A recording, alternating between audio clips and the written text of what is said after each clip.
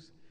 Nós estamos com 3 empresários aqui de altíssima competência e expressão, e eu queria convidar vocês a enviarem as perguntas, mas já tenho aqui alguns temas que eu gostaria de inicialmente explorar. Todo mundo sabe que empreender é assumir riscos, e eu acredito que boa parte de vocês tenham passado por um processo de persistir, de perseverar. Eu queria que você falasse um pouquinho para a gente, Júnior, como é que foi essa questão do início, se teve que vender os Fuscas, como é que foi essa coisa aí? Fala para a gente essa questão da perseverança. Bom, muito bom dia para todos. É que na minha época não tinha nem Fusca para vender. Então, acho que a gente teve, não vou nem dizer que foi uma ideia boa, porque naquele momento não tinha nem concepção se era uma ideia boa ou uma ideia ruim. Era uma questão, talvez, mais de sobrevivência mesmo, né? De vender o almoço para pagar o jantar. E aí eu tinha que vender plano, e aí nasceu da necessidade da sobrevivência. Eu comecei a fazer a venda porta a porta, individual. Eu tinha um problema que eu não conseguia fazer venda por telefone, porque eu, às vezes, não falo muito bem. Então, isso era, evidentemente, uma situação muito mais embaraçosa e limitante para um vendedor. E aí, nesse venda porta a porta, eu me deparei, em 87, com uma associação de classe e tive uma intuição que foi, puxa vida, se eu conseguir vender plano num aquário, é mais fácil do que num oceano, né? E aí começou a história da gente tentar vender. Nessa época já não era sozinho, já tinha um ou dois parceiros, e aí a gente começou a vender plano para associação de classe.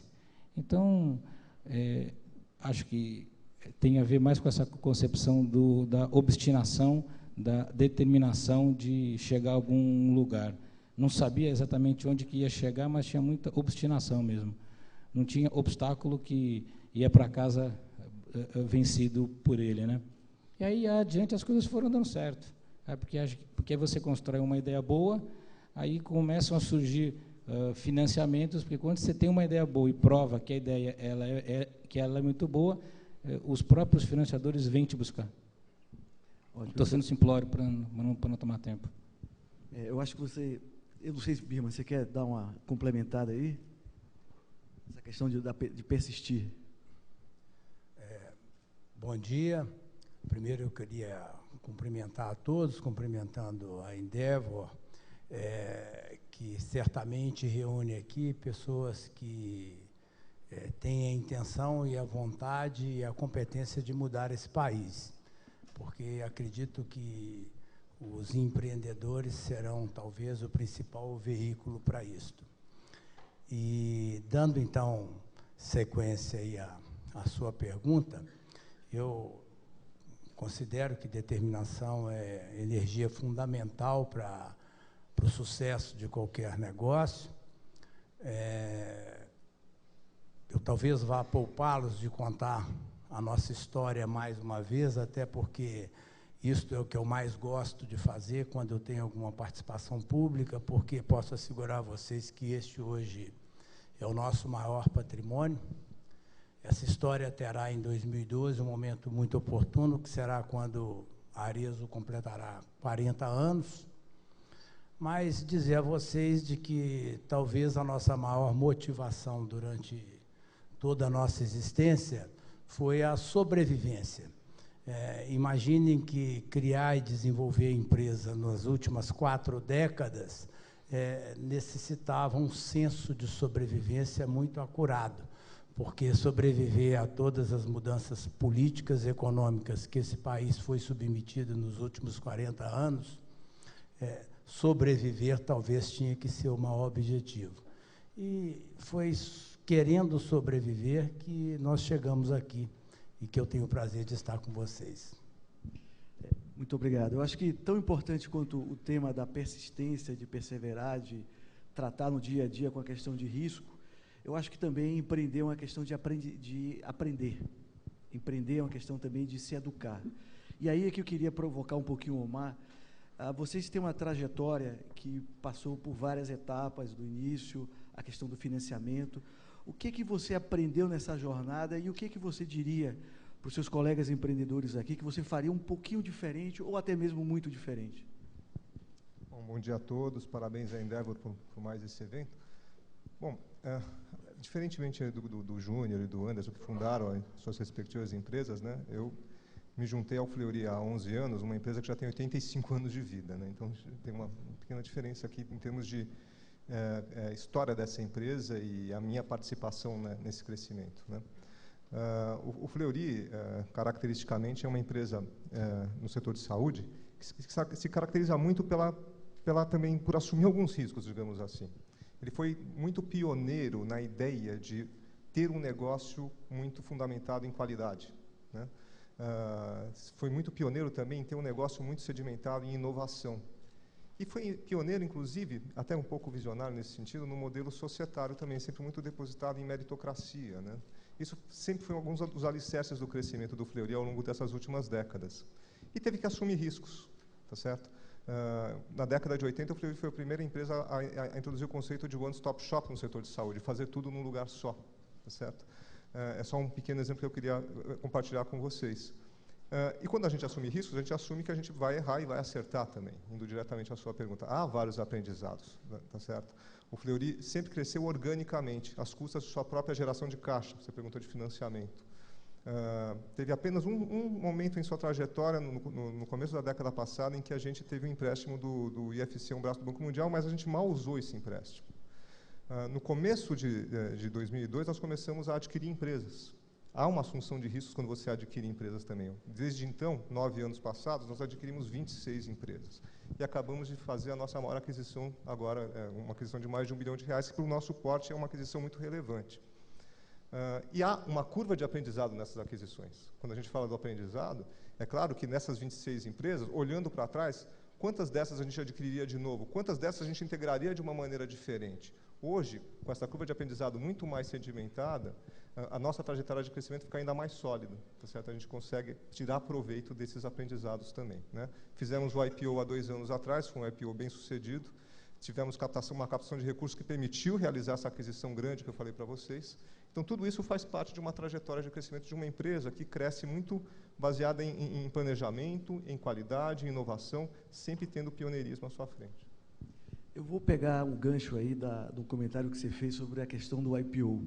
Todas as 3 empresas são empresas de capital aberto e, obviamente, que eu vou fazer uma pergunta aqui, respeitando, inclusive, o fato de que vocês estão próximos agora da divulgação dos resultados trimestrais e, obviamente, que falar de futuro aqui tem uma questão do período de silêncio. Na questão do IPO e na minha vivência lidando com empresas que se preparam para abrir o capital, um grande erro que a gente percebe é que as empresas ou os próprios empresários entendem que o IPO é o fim. Então, aconteceu o processo de abertura de capital, pego aquele volume de recursos que foi captado, vou para casa ou coloco no negócio. E aqui eu queria fazer uma pergunta para a Birma. Birma, o IPO, ele é o fim do processo ou, na verdade, ele é o começo de uma nova fase da empresa, de requisitos? Como é que você se vê nesse pós-IPO em relação à questão de se acabou ou ali se inicia uma nova fase? Eu acho que você está perguntando isso para mim, que você me acha o mais velho da turma, né? Está perguntando se eu vou aposentar. Eu estou numa fase que eu estou naquela de experiente. Eu considero, eu vou reconsiderar a sua pergunta aí. Mas está escrito ali nos pilares da Arezzo que uma meta atingida nada mais é do que o patamar para início da próxima.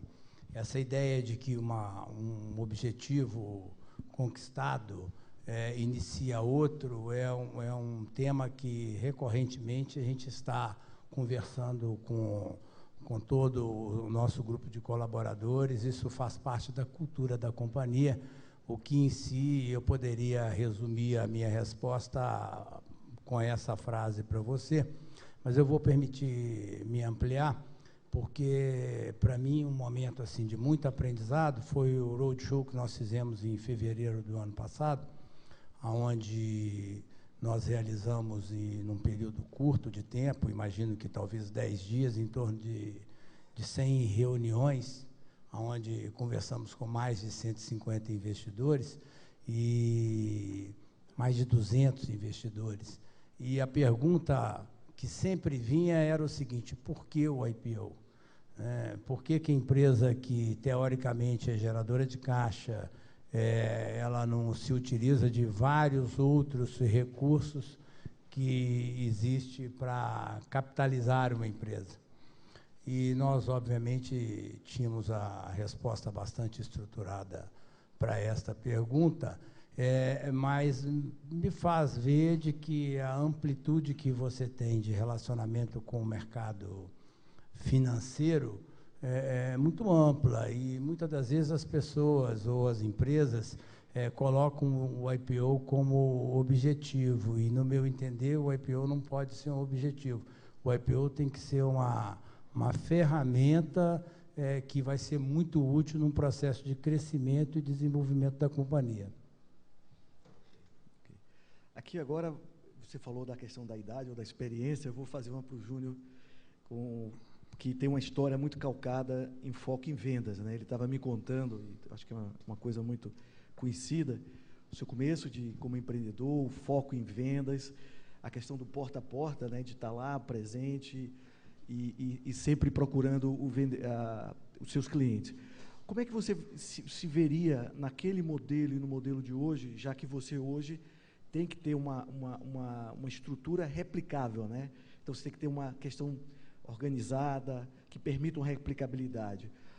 Como é que você vê aquele vendedor, júnior vendedor, do júnior hoje executivo? Você ainda tem no sangue aquele gostinho de sair para a venda? Fala um pouquinho dessa mudança de perspectiva. Essa é uma boa pergunta. Você podia fazer uma mais fácil. Deixa eu tentar estruturar. Por definição, eu sou vendedor. Então, acho que nós tivemos um grupo de pessoas, tivemos uma ideia, nada aconteceu sozinho, sempre tem gente ajudando, sempre é um trabalho de equipe. Eu acredito piamente no trabalho de equipe. Evidentemente que, ao longo de uma jornada, alguns vão ficando pelo caminho, infelizmente, porque não acompanham ou porque o ritmo é muito acelerado. Mas eu prezo diariamente por não perder alguns conceitos que fizeram a gente chegar nesse estágio, porque de estágio para estágio mudam os conceitos, mudam as premissas, mudam a senioridade, e a gente tem que estar preparado e aberto para aprender todo dia. Todo dia eu estou aprendendo alguma coisa nova. Mas a gente não pode perder o escopo do vendedor. Então, na Qualicorp, cada um dessa companhia tem que ser vendedor. Da auditoria, à gestão de pessoas, ao financeiro. Se a gente não acreditar o que a gente está vendendo, a empresa começa talvez a se desfigurar. E, para quem não sabe, a gente talvez, isso é uma opinião minha, não é um fato absoluto, a Qualicorp se destacou não só pela venda, porque venda, até certo ponto, ela é um commodity, né? Ela é mais agressiva ou menos agressiva.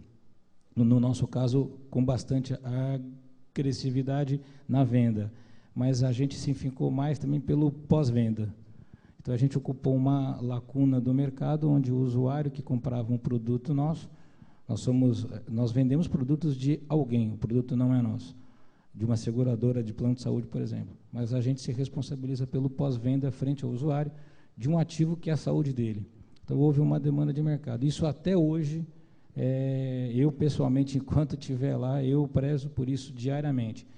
Evidentemente que isso, às vezes, é confundido dentro da companhia como uma ingerência do fundador. Então, naturalmente que... No domingo, pegar um caso absolutamente fulanizado, ilustrado. No domingo à tarde, liga um usuário para mim, eu não sei como é que ele conseguiu o meu telefone, mas ele me telefonou e alguém falou, ele vai resolver o teu problema. Ele estava com um parente dele num hospital, internado, era um caso realmente feio, e não estava com a liberação da senha dele. E a internação caminhou para o SUS. E eu estava fora de São Paulo, voltei para São Paulo, juntei a equipe toda num domingo, no fim do dia, e eu queria entender o porquê que aquilo tinha acontecido. Porque se chegou ao ponto do usuário telefonar para mim, é porque a estrutura inteira não funcionou teoricamente. Então, evidentemente que isso tem pessoas dentro da companhia que não gostam desse temperamento. Mas esse é o meu temperamento. Então, não é que... Aí vai do estilo pessoal de cada um. Então, eu acredito piamente que a gente não pode perder alguns conceitos básicos, pilares básicos. Tem uma pessoa que eu conheci muitos anos atrás que ele falava para mim assim: Júnior, na vida importante é o que é importante. Traça as colunas mestras e vai atrás dela. Não se preocupa com o enchimento. Se conseguir, muito que bem, mas trata pelas colunas mestras. E as colunas mestras dessa companhia é vender bastante, a gente precisa vender muito, senão não paga o leite das crianças, e tem que atender. Então, não pode sair fora desse escopo. E, nesse sentido, a vinda do capital estrangeiro nos ajudou muito. A gente teve uma experiência em 2008 com um fundo de private equity, foi maravilhosa essa experiência. Depois, em 2010, mudamos de fundo, e esse ano fizemos um IPO. Para nós tem sido um aprendizado a cada dia. Eu aprendo todo dia, porque o bom da história é você pegar um espírito empreendedor que quer fazer e se adaptar a um novo modelo de que tem que fazer, mas tem que fazer certinho, né?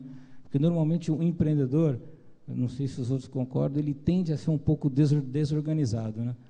Porque ele tem muita ideia, ele tem vontade de fazer, de acontecer. Então, a gente teve muita sorte de estar num terceiro momento de financiamento estrangeiro, e a gente aprende pra caramba. Todo dia nós estamos aprendendo. Eu só queria fazer uma observação no que o Birman falou. Se cada uma das pessoas que estivessem aqui nessa sala hoje pudessem ter a experiência de fazer um roadshow, de participar, de assistir, de acompanhar, é uma experiência inequívoca, é maravilhosa, porque você é questionado severamente, um processo inquisitório, de 100 e poucas reuniões, normalmente uma centena de reuniões num espaço de tempo muito pequeno, e são perguntas, a maioria delas muito estruturadas, muito elaboradas, né? E faz a gente pensar o nosso negócio para dentro. A gente volta com uma lição de casa muito grande. Então, acho que o ideal, a magia do processo é você não perder o viés do empreendedor, o viés do sonhador, do sonho de fazer acontecer, mas, ao mesmo tempo, está amarrado num mundo novo, mais elaborado, mais estruturado. Então, continua ainda aquele brilho dos olhos, né, Júnior? Eu queria pegar uma palavra que você utilizou aí, que foi a palavra coluna, pilar, e vou provocar um pouquinho aqui o Omar. E também fazer uma correlação com a pergunta que foi feita pela plateia. Empresa de sucesso, ela geralmente tem 3 pilares, ou 3 colunas, como o Júnior colocou aí, muito importantes: processos, tecnologia e pessoas. Você, diferentemente dos 2 outros empreendedores, você é um executivo que veio do mercado, com certeza você deve ter ajudado nessa questão da mudança cultural e levado a empresa para o patamar de abertura de capital e tudo mais. Nessa jornada, o tema pessoas deve ter sido uma coisa que deve ter tido um peso muito importante, principalmente no processo de transformação. Fala um pouquinho para a gente como é que foi essa questão pessoas, aquelas que tiveram que ser trocadas, ou vocês tiveram que ter um upgrade, né, porque muitas tiveram que melhorar. Como é que foi isso dentro da sua experiência como profissional, como executivo? Ok. Até para falar um pouco do meu lado empreendedor de assunção de riscos, né? Minha formação é médica, né? Eu sou médico de formação, sou endocrinologista. Entrei no Fleury há 11 anos como médico, para ser um assessor médico em endocrinologia. O Fleury se caracteriza muito por isso, por se aproximar dos médicos também, uma relação de muita credibilidade, assessorando os médicos em suas dúvidas, discutindo casos. Minha especialidade é endocrinologia, e eu tinha uma carreira acadêmica, inclusive na Escola Paulista de Medicina. Comecei no Fleury como médico e, aos poucos, eu fui migrando para a área administrativa e me formei para tal. Então, foi uma decisão difícil, inclusive pessoal, né? Parar com a prática médica, onde eu já tinha minha zona de conforto, estava bem, com uma trajetória profissional já bem encarreirada, e mudar para a área administrativa, assumindo alguns riscos, inclusive pessoais, né? Mas isso me fez também enxergar a empresa de uma maneira diferente, né? Sair apenas da atuação médica, enxergar hoje, nós temos 9.000 colaboradores, a empresa está crescendo de uma maneira acelerada, às custas de crescimento orgânico e às custas de aquisições em diversos estados. E me fez enxergar as pessoas, o quanto as pessoas, de fato, são um grande diferencial competitivo do Fleury, né? Sim, temos processos, temos diferenciais tecnológicos evidentes, não há dúvida alguma sobre isso, mas o que nos faz realmente especiais nesse mercado de saúde é a maneira como a gente se relaciona com os diferentes públicos, a maneira como a gente atende o cliente, a maneira como o próprio cliente interno é atendido, né? Então, isso tudo se resume em um diferencial muito grande, que é o conhecimento que essas pessoas que trabalham no Fleury têm. Não só os médicos, como também os técnicos, as enfermeiras, os administradores e assim por diante. E é por isso que essa credibilidade que a gente cultivou ao longo de décadas, ela persiste. Hoje a gente tem um relacionamento com os médicos que é muito de credibilidade, de confiança mesmo, de respeito recíproco mesmo, né?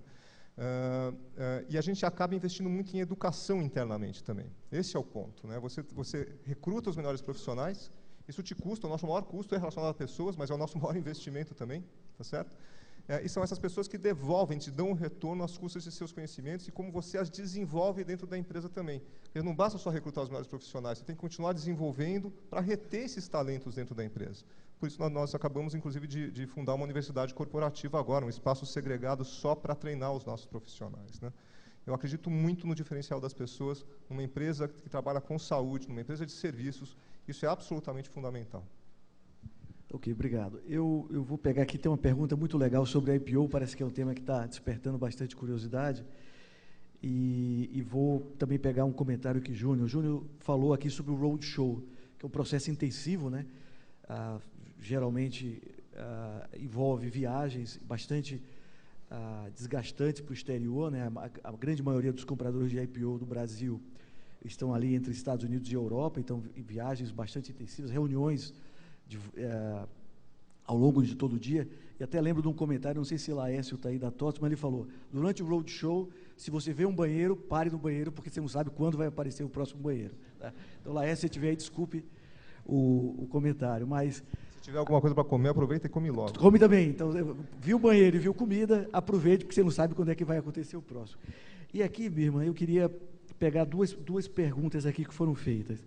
Primeiro, como é que é, e você passou pelo processo de roadshow, falou da empresa, ouviu aquelas perguntas, a grande maioria interessantes, algumas desinteressantes, provocadoras, passou por todo esse processo de viagens e tudo mais, e a pergunta, são duas perguntas. Primeiro, como é que foi essa mudança de empreendedor para executivo? Porque naquele momento que você falava com os bancos de investimento, você era muito mais executivo, no sentido de falar de sua empresa de uma forma organizada, mas no sangue tinha a coisa do empreendedor e no brilho dos olhos.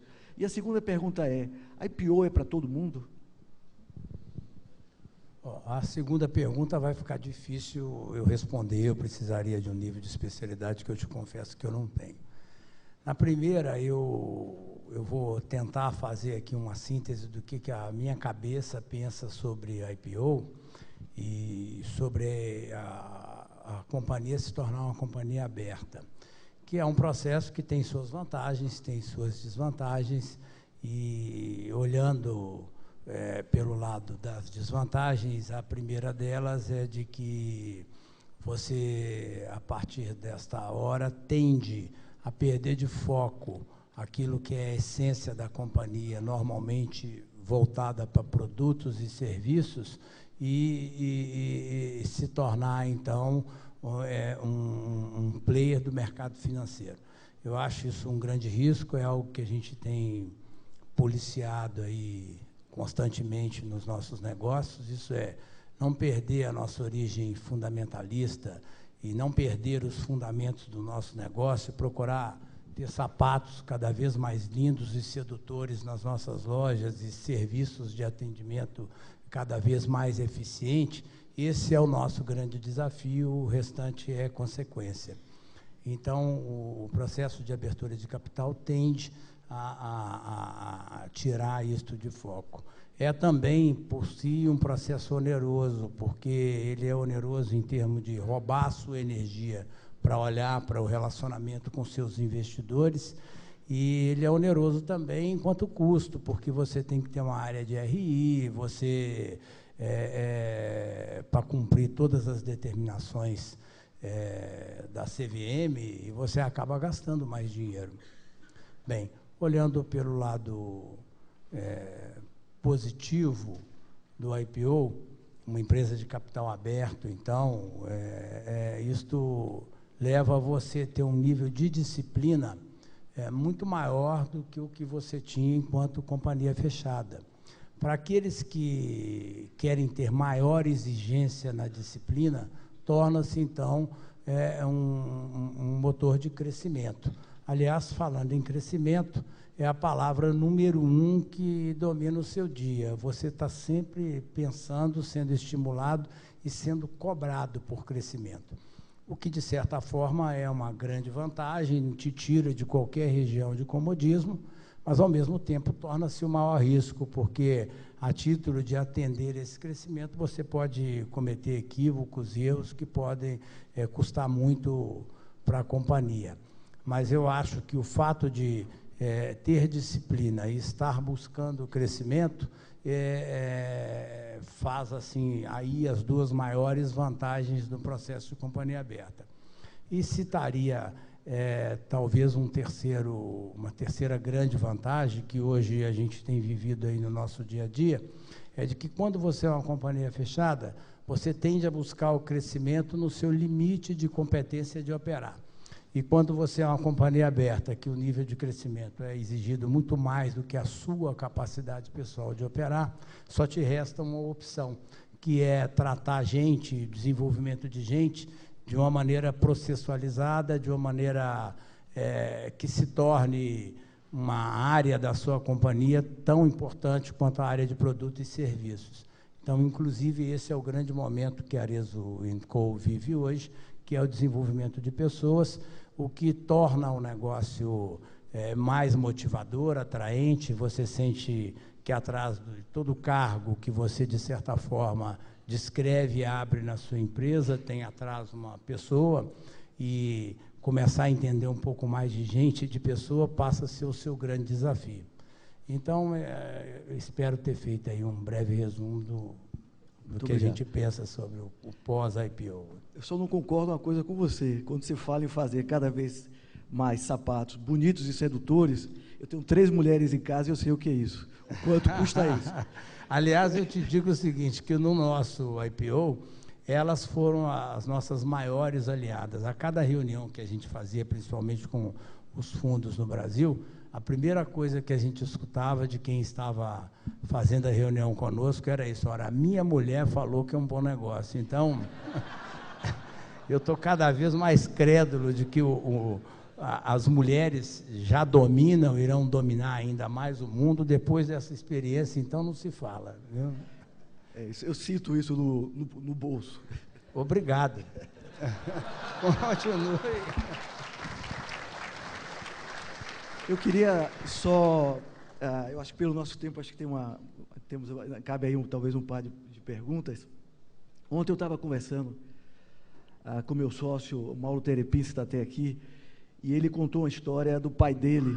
A gente estava conversando sobre empreendedorismo, e desculpe aqui plagiar você, mas a história que ele contou do pai que falou: você tem que ter um equilíbrio entre a capacidade de focar no seu negócio e se organizar. Não adianta ter uma empresa extremamente organizada e não ganhar dinheiro. Então, o primeiro ponto é ganhar dinheiro e depois se organizar. Desculpe, viu, Mauro, se eu estou plagiando você. Mas, Júnior, eu queria aí pegar esse gancho da conversa de ontem sobre empreendedorismo para uma pergunta que foi feita aqui, que é exatamente no foco entre ganhar dinheiro e se organizar. Como é que é esse balanceamento entre a capacidade de ter a necessidade de se organizar, mas não perder o foco no ganhar dinheiro? Uma coisa acho que está meio que atrelada à outra e num nível de maturidade. Chega uma hora em que você tem que ter um certo desapego pessoal. Eu não sei se a pergunta se refere ao ganho pessoal ou ao ganho da empresa, mas, por exemplo, na questão do IPO, eu não realizei nenhum componente secundário, acreditando, dando uma demonstração para o investidor, e que eu acredito realmente que o negócio tem longa visão, longa sustentabilidade. Então, eu vou tentar resumir essa pergunta reproduzindo o que o Birman falou. Não pode perder de foco o que tem que acontecer. É um binômio que aproveitar o gancho de ter capital para investir na companhia, para melhorar o processo, sem perder de vista o foco da companhia e não tornar essa companhia uma companhia financeira, que a tendência é a gente começar a ser cobrado só pelo número, o tempo todo, pelos auditores, pelos analistas de research, pelos bancos, pelo resultado. Então, a gente não pode perder de foco o que tem que acontecer. Então, o ganhar dinheiro, ele efetivamente passa a ser, estou falando enquanto companhia, né? Ele passa a ser consequência de um processo maior que tem que ser mais maduramente estruturado. Porque o nível, como também vou copiar o que o Birman falou, modificou. Achei fantástica a colocação dele. Quando a empresa é tua, a gestão é onde o teu braço alcança. E no fim do dia, você deve satisfação para você. Todo dono absoluto, ele delega poder enquanto ele quer delegar. Porque no fundo, ele é o dono, ele é o rei absolutista do processo. Numa companhia de capital aberto, isso não existe. Eu tive uma sorte de vivenciar um sócio em 2008, com 46% da companhia, depois em 2010 com 69%, já eu minoritário. Então, eu tive um aprendizado antes de ir para o IPO. Isso me facilitou um pouco a vida de conviver com o capital externo. Mas o ganhar dinheiro não conflita com o processo. Uma coisa está atrelada à outra, né? A gente não pode perder de foco o que tem que ser feito, mas tem que respeitar uma regra de mercado novo, de transparência, de organização interna. Então, o grande desafio é pegar, vou repetir, tive a sorte dos dois private equities. O que é o fundo de private equity? É um fundo estrangeiro, ele não entende nada do teu negócio, ele investe o capital na tua companhia acreditando no teu sonho, acreditando na tua capacidade gerencial de fazer alguma coisa melhor com o capital. Então, ele não quer que você deixe de ter o sonho, de ter um empreendedorismo, de ser arrojado, nada disso. Só que ele põe capital e quer te dar estrutura administrativa. Então, nesse processo, a companhia tem um interesse maior. E não, quer dizer, o ganhar dinheiro nunca conflita, é consequência de um processo. Não sei se eu respondi isso. Não, eu acho que sim. Eu acho que, pegando um gancho do que você falou aí, e aí eu queria agora fazer uma pergunta meio que surpresa para vocês. A gente tem mais ou menos 4 minutos antes de terminar o painel. E a gente sabe que a Endeavor está muito atrelada à questão do empreendedorismo de alto impacto. Eu acredito muito que a mensagem que vocês estão trazendo aqui está muito atrelada à questão da inspiração. A gente não combinou nada, mas se tivesse que passar uma frase para essa turma que está aqui e que está empreendendo para inspirá-los, que frase vocês dariam para ele ou que mensagem vocês passariam? Omar, vou começar com você para ver se você ajuda essa turma que está aí começando o seu negócio. Eu acredito muito em conhecimento. Acho que se vocês conhecerem bem o ambiente competitivo que vocês querem entrar, se vocês conhecerem bem os seus próprios negócios e tiverem realmente aquela veia empreendedora, que significa assumir riscos, e se cercarem de pessoas, obviamente, boas, tem tudo para dar certo, ainda mais num país que zela, que valoriza muito o empreendedorismo. Mas eu acho que o conhecimento, que é aquela coisa, saber onde você está pisando, tá certo?